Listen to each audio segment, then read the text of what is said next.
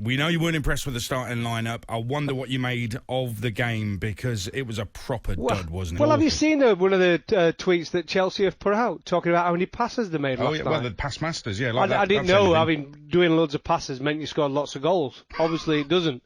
It's a weird stat to put out.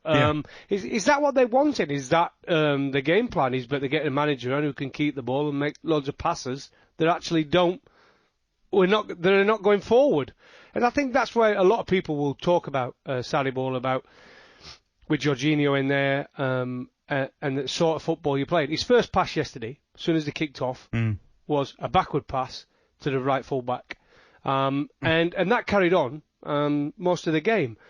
Now, he's going to be ruthless. I think we've seen that, because when you look at Chelsea, their best players this season, you would say Zuma's been one of their best players. You would say Mount's been one of their best players. You would say James has been up there, one of their best. Pulisic, when he's been fit, has been impressive.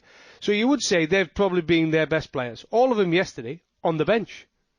All of them. Which was a strange timing. And then even with Tammy, I know it was against lower league opposition, but scored a hat-trick.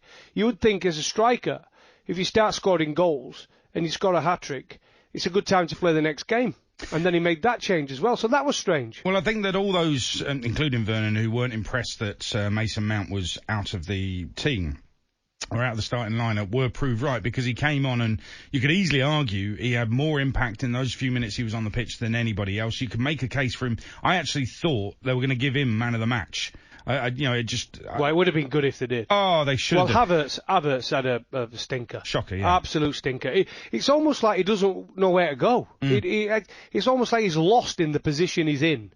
So they need to find out exactly where his best position is and put him there and see if that works. That'd be an idea, because he's obviously someone who can't just float around in playing different positions. Stick him where he wants to be and give him a run, and if he ain't good enough, then get rid.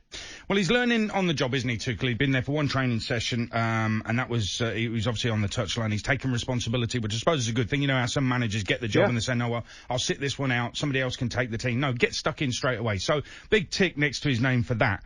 But what did he learn from that? And I'm not sure there is anything he learned from that game last night, other than, Mason Mount's actually probably better than I thought he was. Well, they can keep the ball. I think... but Wolves let him have the ball sat deep. Anybody can keep the ball against a team like that. That's what I'm trying to say to you there. But he knows now he's got players that can keep the ball and they can pass it. There's no problem there.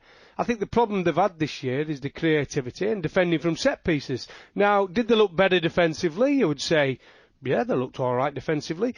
Do the players need to wake up and realise he's not going to... He's not going to just sit there and do nothing. He's going to make things happen. I mean, even as far as Chilwell, when he took Chilwell off and subbed him for Pulisic, I mean, it shocked Chilwell, didn't it? He went, what, me? For him? So he's going to make decisions that probably the players might question. But if he gets the results, nobody's going to be bothered.